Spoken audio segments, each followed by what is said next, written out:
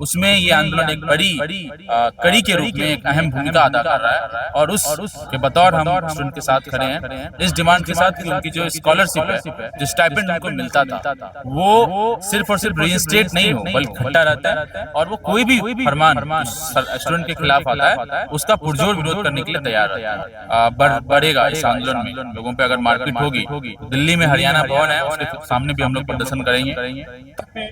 और बाहर से अगर हम बात करें यूनिवर्सिटीज की, अध्यक्ष आ रहे हैं और अपनी तरफ से समर्थन दे रहे हैं। अभी समय जो हमारे सामने सच है, जेएनयू से है, प्रेसिडेंट है, पूरा नाम हम इससे जानिए, क्या नाम? मेरा नाम नीतीश कुमार है। मैं जेएनयू छात्र संघ का अभी अध्यक्ष हूँ। जी। ये हिसार में जिस तरह से जो है छात्रों का प्रोटेस्ट है, कैसे देखते हैं? जो ये छात्रवृत्ति की मांग कर रहे थे और लाठीचार्ज करने का आरोप है प्रशासन पर, विश्वविद्यालय के प्रशासन पर, तो कैसे देखते हैं इसको? आज आप समर्थन के लिए आप पहुंचे हैं। देखिए, हम देख रहे हैं कि पिछले कई सालों से जब से भाजपा सरकार शासन में बैठी है, एक लगातार अलग अलग पॉलिसी के तहत शिक्षा को बेचने का काम कर रही है।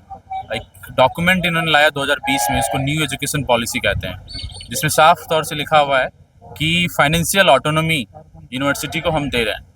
फाइनेंशियल ऑटोनॉमी का यही मतलब होता है कि यूनिवर्सिटी अपना फंड खुद से जनरेट करेगी। तो यूनिवर्सिटी को यदि अपना फंड खुद से जनरेट करना है तो ऑब्वियस सी बात है, जो छात्रों की फीस है उसको बढ़ाई जाएगी, जो स्कॉलरशिप देती है यूनिवर्सिटी उसको ख़त्म किया जाएगा। और उसी एनईपी के तहत हम देखें कि हरियाणा भर में कई सरकारी विद्यालयों को बंद किया गया और अभी जो एक बेहतर विश्वविद्यालय के तौर पे इस यूनिवर्सिटी को जाना जाता था, वहाँ भी हम देख रहे हैं कि यूनिवर्सिटी में स्टूडेंट्स की स्कॉलरशिप को काटा गया।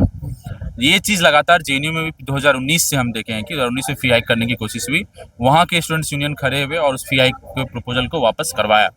और हिसार की इस हरियाणा एग्रीकल्चर यूनिवर्सिटी में जो स्टूडेंट्स प्रोटेस्ट कर रहे हैं, हमारे जेएनयू छात्र संघ की तरफ से उनका पूरा समर्थन है।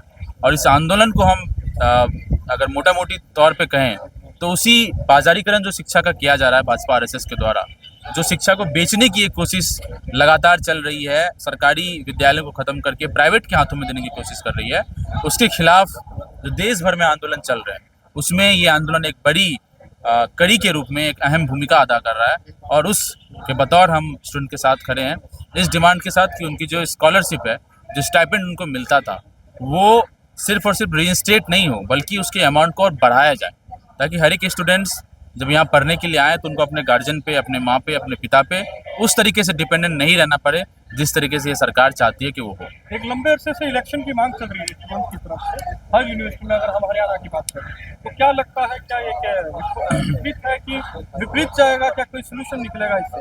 इलेक्शन क्या जरूरी है?